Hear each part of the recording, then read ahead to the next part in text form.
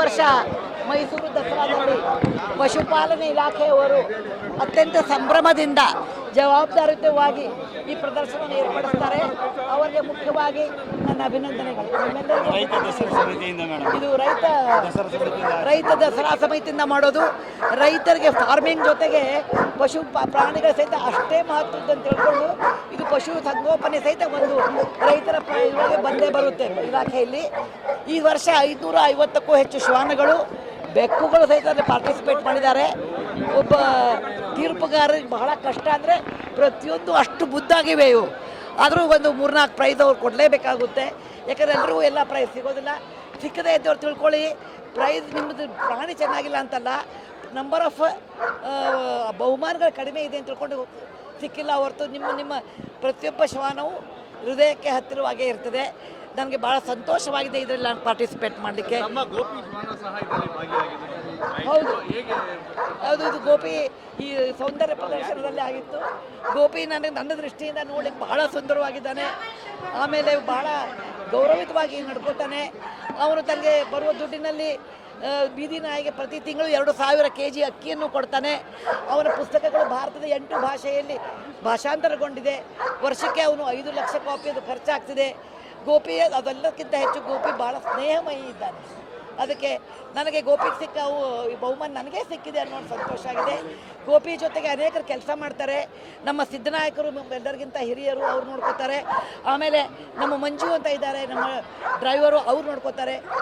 Driver Pradeep ಅಂತ ಇದ್ದಾರೆ, ಅವ್ರು ನೋಡ್ಕೋತಾರೆ. ಯಾರು ನನ್ನ ಊರಾಗಿದ್ದಾಗ ಇಲ್ಲಾದ್ರೆ ಶಿವಾಜಿ ಸಾವಂತ್ ಇದ್ದಾರೆ. ಹೀಗೆ ಜನರು ಅವ್ರಿಗೆ ನೋಡ್ಕೊಳ್ಳೋಕೆ ಇರೋದ್ರಿಂದ ನಾನು ಇಷ್ಟೊಂದು ಪ್ರಯಾಣ ಮಾಡಬಲ್ಲೆ, ಇಷ್ಟೊಂದು ಕೆಲಸ ಮಾಡಬಲ್ಲೆ. ಪ್ರಾಣಿಗಳ ವಿಚಾರವಾಗಿ ಏನು ಒಂದು ಕರೆಯನ್ನು ಕೊಡಲಿಕ್ಕೆ ಇಷ್ಟಪಡ್ತೀನಿ. ಎಲ್ಲರಿಗೂ ಹೇಳ್ತೀನಿ, ಮಕ್ಕಳು ಕೇವಲ ಬೊಂಬೆಯಿಂದ ಬೆಳಿಬಾರ್ದು, ಸ್ವಾರ್ಥತೆ ಬಂದುಬಿಡ್ತದೆ. ಪ್ರಾಣಿ ಜೊತೆಗೆ ಬೆಳೆದ್ರೆ ಅವರಿಗೆ ಒಂದು ಕರುಣೆ, ಅಂತಃಕರಣ, ನಿಷ್ಕಲ್ಮಶವಾದ ಪ್ರೀತಿ ಬರ್ತದೆ. ಅದಕ್ಕೆ ಇದು ಪಾಲಕರ ಆದ್ಯ ಕರ್ತವ್ಯ ಇದೆ. ಮಕ್ಕಳಿಗೆ ಪ್ರಾಣಿಗಳ ಪರಿಚಯ ಮಾಡಿಕೊಡ್ಬೇಕು, ಸಂವೇದನಾಶೀಲತೆ ಬರಬೇಕು. ಅದಕ್ಕೆ ನಮಗೆ ಒಂದೊಂದು ನಾಯಿ ಇಟ್ಕೊಳ್ಳೋಕೆ ಆಗಲಿಕ್ಕಿಲ್ಲ, ಯಾಕಂದರೆ ನಾಯಿ ನೋಡ್ಕೊಳ್ತಂದ್ರೆ ಮಗು ನೋಡ್ಕೊಂಡಾಗೆ. ಆದರೆ ಬೇಕಾದಷ್ಟು ನಾಯಿ ಶೆಲ್ಟರ್ಸ್ ಇದೆ. ನಮ್ಮ ಶ್ರೀಮತಿ ಇವರು ಯಾರು ಇವರು ಬಂದಿದ್ದಾರಲ್ಲ, ನಮ್ಮ ಮೇಡಮ್ ಸವಿತಾ ನಾಗಭೂಷಣ್ ಇದ್ದಾರೆ. ಅವರು ಬಹಳ ಚೆನ್ನಾಗಿ ಪೀಪಲ್ ಫಾರ್ PFAದಲ್ಲಿದ್ದಾರೆ. ಅವರು ಬಹಳ ಚೆನ್ನಾಗಿ ನೋಡ್ಕೋತಾರೆ. ಅಂಥ ಸಂಘಗಳಿಗೆ, ಸಂಸ್ಥೆಗಳಿಗೆ ದಯವಿಟ್ಟು ನಿಮ್ಗೆ ಸಾಧ್ಯವಾದಷ್ಟು ನೀವು ಸಹಾಯ ಮಾಡಿ. ಎಲ್ಲ ತಾಯಂದ್ರಿಗೆ ಹೇಳ್ತೀನಿ, ಗೌರಿ ಹಬ್ಬಕ್ಕೆ 5000 ರೂಪಾಯಿ ಸೀರೆ ಬದ್ಲಿ 4000 ರೂಪಾಯಿ ಸೀರೆ ತಗೊಳ್ಳಿ, 1000 ರೂಪಾಯಿ ಪ್ರಾಣಿಗಳಿಗೆ ಹಾಕಿಕೊಡಿ ಅಂತ. ಮಕ್ಕಳಿಗೆ ಹೇಳ್ತೀನಿ, ನೀವು ಬರ್ತಡೇಲಿ 5000 ರೂಪಾಯಿ ಖರ್ಚು ಮಾಡ್ತಾಯಿದ್ರೆ 500 ರೂಪಾಯಿ ಪ್ರಾಣಿಗಳಿಗೆ ಕೊಡಿ. ಗಂಡಂದ್ರಿಗೆ ಅಥವಾ ಗಂಡಸರಿಗೆ ಹೇಳಬೇಕು ಅಂತೀನಿ. ನೀವು ಕ್ರಿಕೆಟ್ನಲ್ಲಿ ಅದಕ್ಕೆ ಇದಕ್ಕೆ ಎಷ್ಟೋ ಟೈಮ್ ನೋಡ್ತಾ ಇರ್ತೀರಿ, ಅದ್ರ 2 ಅವರ್ ಕಡಿಮೆ ಮಾಡಿಕೊಂಡು ಮಕ್ಕಳನ್ನ ಈ ಥರ ಪ್ರಾಣಿ ದಯಾ ಸಂಸ್ಥೆ ಕರ್ಕೊಂಡೋಗಿ ತೋರಿಸಿ ಅಂತ. ಒಟ್ಟು ಎಲ್ಲರೂ ನಾವು ವಸುದೈವ ಕುಟುಂಬ ಅಂತ ನಾವೆಲ್ಲರೂ ಒಟ್ಟಿಗೆ ಬಾಳಬೇಕು.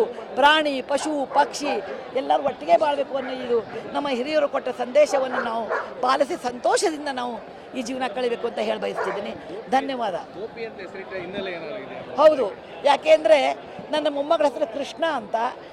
ಅವಳು ಇಂಗ್ಲೆಂಡ್ನಲ್ಲಿರ್ತಾಳೆ. ಕೃಷ್ಣನ ಸಖಿ ಗೋಪಿ. ಅದಕ್ಕೆ ಗೋಪಿ ಅಂದರೆ ನನಗೆ ಕೃಷ್ಣ ನೆನಪಾಗುತ್ತೆ. ಮತ್ತು ಇಕಾರ ಅಂತದಿಂದ ನೀವು ಹೆಸರಿಡ್ತೀರಿ, ಅದು ಬೈಯೋಕ್ಕೆ ಬರೋಲ್ಲ. ಈಗ ಶೋಭಾ ಇಟ್ಟರೆ ಶೋಭಿ ಅಂತೀವಿ, ಸುಧಾ ಇಟ್ಟರೆ ಸುಧಿ ಅಂತೀವಿ.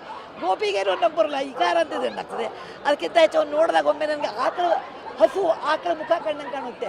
ಅವನು ಎಷ್ಟೋ ಸಾರಿ ನನಗೆ ನಂದಿ ಥರ ಕಾಣ್ತಾನೆ, ಕೆಲವೊಂದು ಸರ್ತಿ ಸಿಂಹದ ಥರ ಅವ್ನು ಕೂದಲ ಅನಿಸುತ್ತೆ.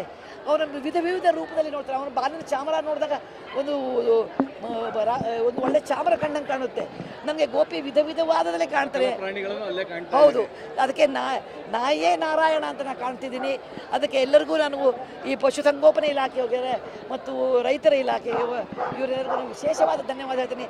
ನನಗೆ ಇಂಥ ಒಂದು ಸುಂದರವಾದ ಅವಕಾಶ ಕೊಡೋದಕ್ಕೆ ಮತ್ತೊಮ್ಮೆ ನಿಮ್ಮೆಲ್ಲರ ಮಾಧ್ಯಮದವ್ರಿಗೂ ಒಂದು ಧನ್ಯವಾದ ಹೇಳ್ತೀನಿ. ಜೈ ಕರ್ನಾಟಕ.